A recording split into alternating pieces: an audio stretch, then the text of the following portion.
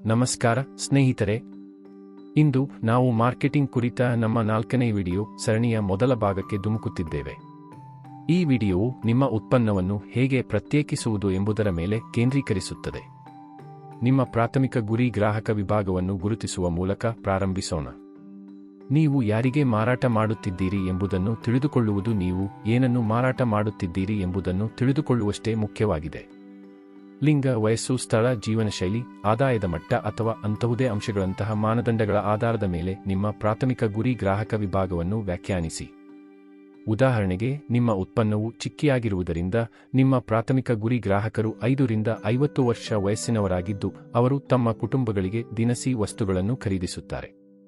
ನಿಮ್ಮ ಗ್ರಾಹಕರ ಆದ್ಯತೆಗಳು ಮತ್ತು ಖರೀದಿ ಮಾಡುವ ನಡವಳಿಕೆಯನ್ನು ಸಂಪೂರ್ಣವಾಗಿ ಅರ್ಥಮಾಡಿಕೊಳ್ಳಲು ನಿಮ್ಮ ಗುರಿ ಮಾರುಕಟ್ಟೆಯ ಖರೀದಿ ನಿರ್ಧಾರಗಳನ್ನು ಪ್ರೇರೇಪಿಸುವ ಪ್ರಮುಖ ಗ್ರಾಹಕ ಅಂಶಗಳನ್ನು ನಾವು ಗುರುತಿಸಬೇಕಾಗಿದೆ.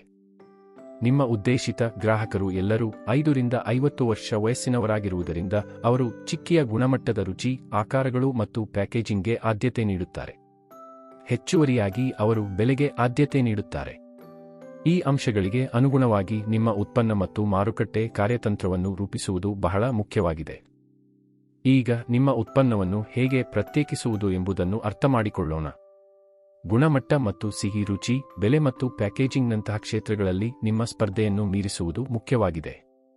ನಿಮ್ಮ ಉತ್ಪನ್ನವನ್ನು ಯಾವುದು ಅನನ್ಯವಾಗಿಸುತ್ತದೆ ಎಂಬುದರ ಬಗ್ಗೆ ಯೋಚಿಸಿ. ಇದು ಸ್ಥಳೀಯವಾಗಿ ನೆಚ್ಚಿನ ರುಚಿಯಾಗಿದೆಯೇ, ಕೈಗೆಟುಕುವ ದರದಲ್ಲಿದೆಯೇ ಅಥವಾ ಬಹುಶಃ ಪ್ಯಾಕೇಜಿಂಗ್ ಆಗಿದೆಯೇ? ನೆನಪಿಡಿ, ವ್ಯತ್ಯಾಸವು ಕೇವಲ ಉತ್ಪನ್ನದ ಬಗ್ಗೆ ಮಾತ್ರವಲ್ಲ, ನಿಮ್ಮ ಗ್ರಾಹಕರಿಗೆ ನೀವು ಅದನ್ನು ಹೇಗೆ ಪ್ರಸ್ತುತಪಡಿಸುತ್ತೀರಿ ಎಂಬುದರ ಬಗ್ಗೆಯೂ ಆಗಿದೆ.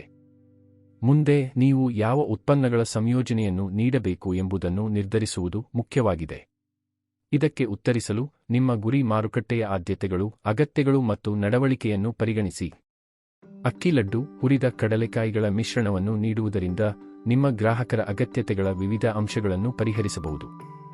ಅಂತಿಮವಾಗಿ, ಪೂರ್ಣ ಪ್ರಮಾಣದ ಉಡಾವಣೆಯ ಮೊದಲು ನಿಮ್ಮ ಉತ್ಪನ್ನದ ಕಲ್ಪನೆಯನ್ನು ಪರಿಣಾಮಕಾರಿಯಾಗಿ ಪರೀಕ್ಷಿಸಲು ಮೂಲಮಾದರಿಯನ್ನು ಮೌಲ್ಯೀಕರಿಸುವುದು ಅತ್ಯಗತ್ಯ.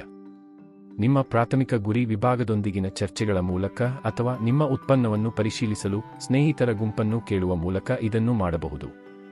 ನಿಮ್ಮ ಉತ್ಪನ್ನವನ್ನು ಪರಿಷ್ಕರಿಸಲು ಮಹಿಳೆಯರು, ಅವರ ಮಕ್ಕಳು ಮತ್ತು ಕುಟುಂಬದ ಪುರುಷರಿಂದಲೂ ಅನೇಕ ಬಾರಿ ಪ್ರತಿಕ್ರಿಯೆಯನ್ನು ಸಂಗ್ರಹಿಸಿ. ವ್ಯಾಪಾರ್ ಕೋಚ್ ಚಾನೆಲ್ಗೆ ಲೈಕ್ ಮಾಡಿ, ಶೇರ್ ಮಾಡಿ ಮತ್ತು ಸಬ್ಸ್ಕ್ರೈಬ್ ಮಾಡಿ. ವೀಕ್ಷಿಸಿದ್ದಕ್ಕಾಗಿ ಧನ್ಯವಾದಗಳು. All the best.